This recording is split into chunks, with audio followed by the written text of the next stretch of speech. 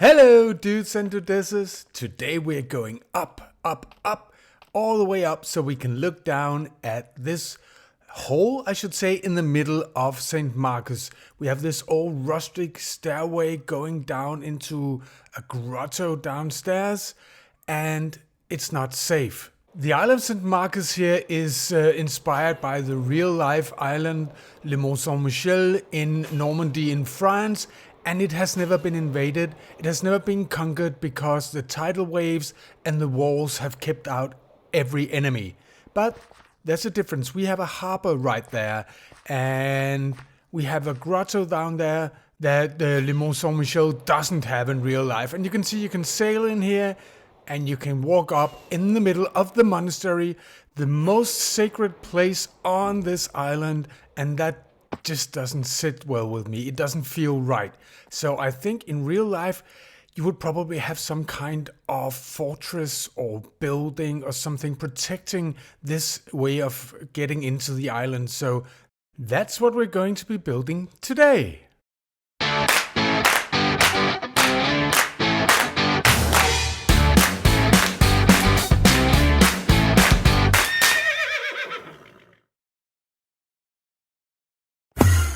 But before we do that, last time we built these two houses and I started using spruce underneath the roof, and this is an old building, one of the oldest on the island. The one we're going to be building today will also be an old building, probably even older. And then I had an idea for putting in a little bit of color in the gray scale. So we're going here to our industrial district down here, and we are going to go into our lovely mangrove tree farm, which is now also a cherry tree farm, and we're just gonna snatch some mangroves right there.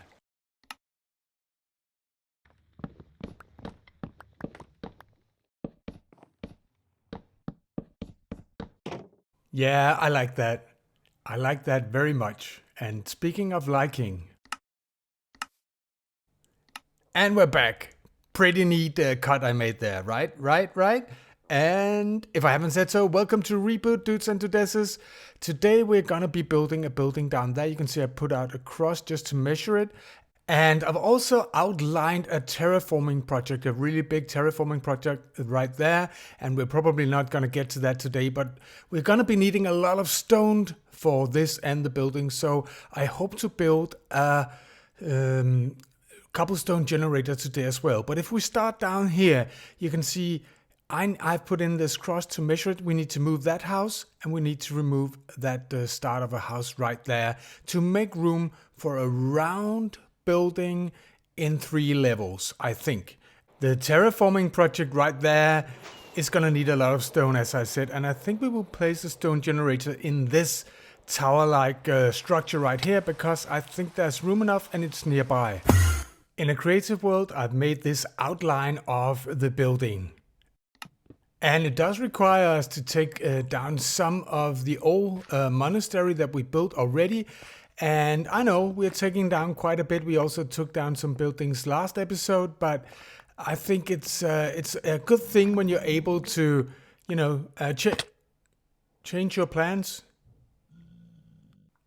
1, 2, 3, 4, 5, 6, 7, 1, 2, and that means that's 7 from there. That's 3, 4, 5, 1, 2, 3, 4, 5, 6, 7. Counting with fab. That's the size of the building.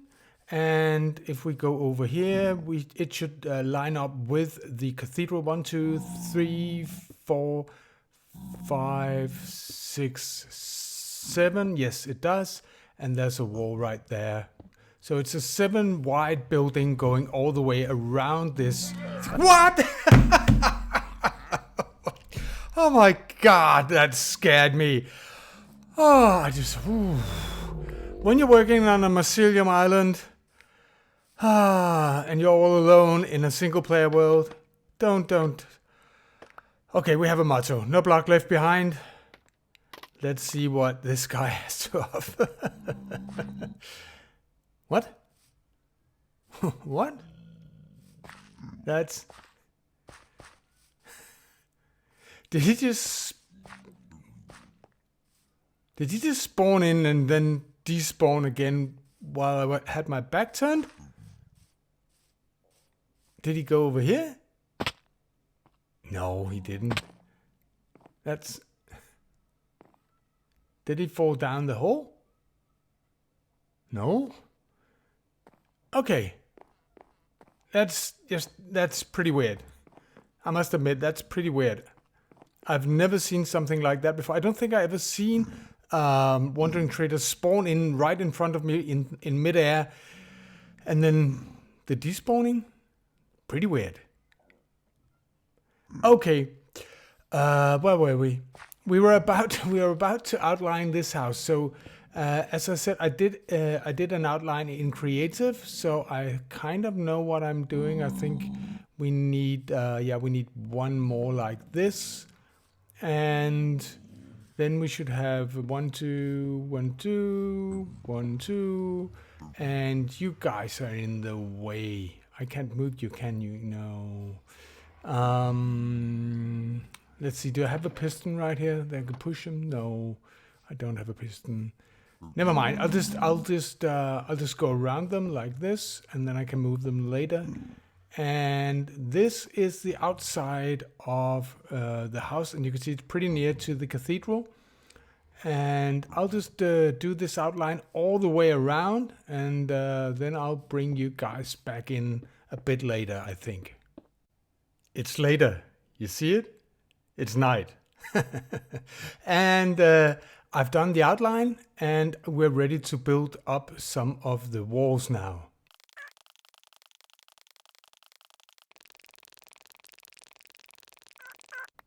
We started using these coral blocks, dead coral blocks in the building last time, and we're going to be using them here as foundation blocks as well, because it just makes the build look nice and old.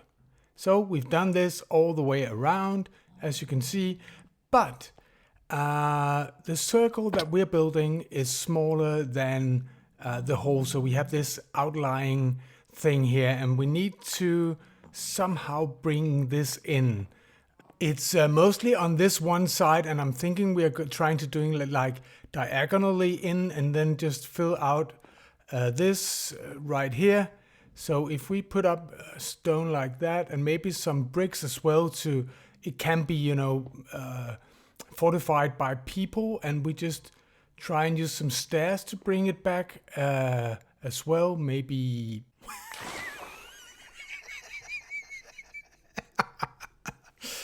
I just think I'll bring you in later. Yes, yes, yes. I found them. I mean, they've been gone for years, and I found them in a random sugar box. Let me show you. Here they are. My original decoration, 1 and 2. And you might think these are the same. They're not. They're different, and they need to be right there. So I built up some walls, and you can see some of them are high and some of them are not so high yet. It's going to be 3 different heights. That's going to be a gable facing that way out there, and yeah, it's a bit different. It's a bit difficult to explain, but basically this is going to be slightly lower than what I'm standing on, and this is going to be even lower, the one wall facing the cathedral. Now I've built up the outer wall as well, some of it anyway, and maybe this makes better sense watching this from this angle. As you can see, this is lower, but it's going to be 2 heights. So I think I will try to put in some roof now. The height of the roof is very important because it's all a matter of line of sight and variation when you look at it from afar. So it needs to be just right.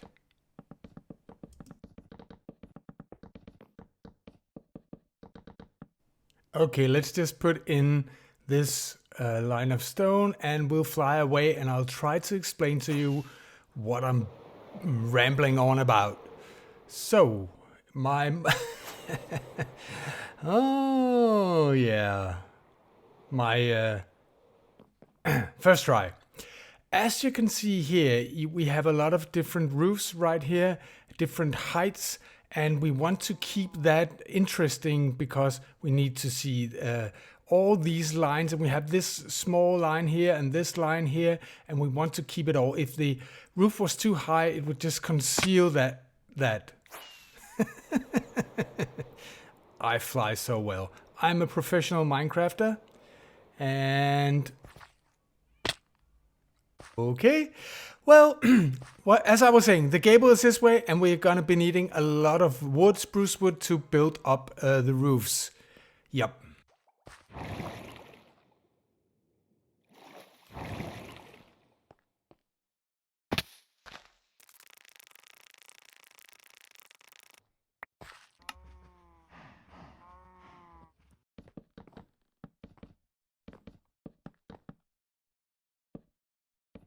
As you can see, it's starting to take shape. This is the high part of the building. And then we make a YouTuber fly away while we eat and turn around, and there's another part of the building done.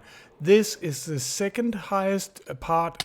So we have a high building, a less high building, and then down there we will have the low building facing into the cathedral. And there's a reason for that. Again, it's line of sight.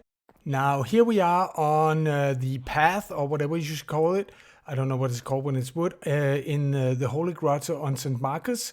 And just to orientate you, this is the way in, and we're halfway up. So you come walking round here, and then you see the walls like this, and they're like impenetrable.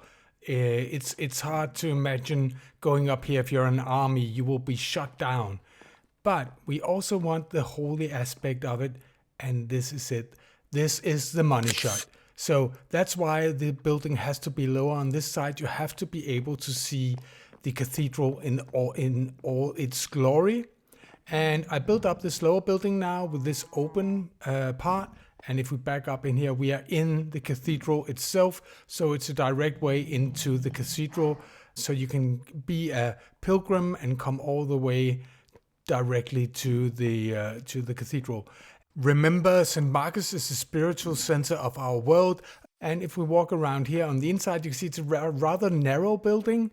And here's going to be an opening as well. And I think we can open this up right here. There's going to be some kind of door, and it will lead down to that path right there. So now you can see it's kind of all connected. Let's just look at this one more time. So there's different levels as well. And you can look down, and I think it looks really nice now. So if we go outside, I will try to show you this from the outside, like this. And if we go up to the air, you can see it from above. Because actually from down on the ground, you may not see that it's round. But this is it. You can see there's 2 levels or 3 levels.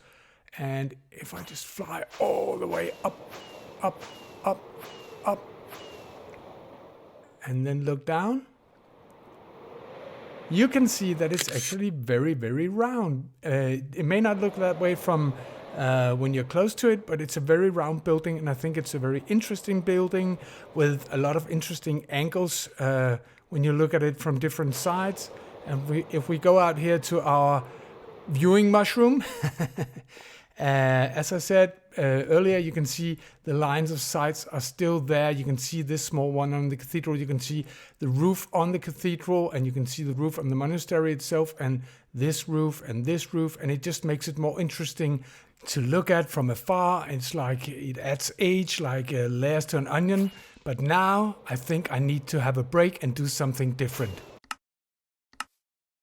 Our other goal for today was to make a cobblestone generator that I have designed, and for that we're gonna need a lot of lava. So I'm out here in the 118 area, and where I have this lava pool that I'm totally going to empty.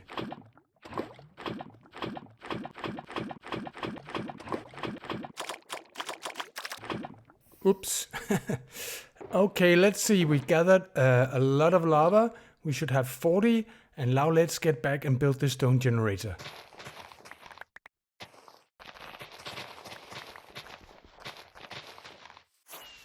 As I showed you in the beginning, we're going to put the stone generator... Oh, it's still beautiful. Still looks good. Yes.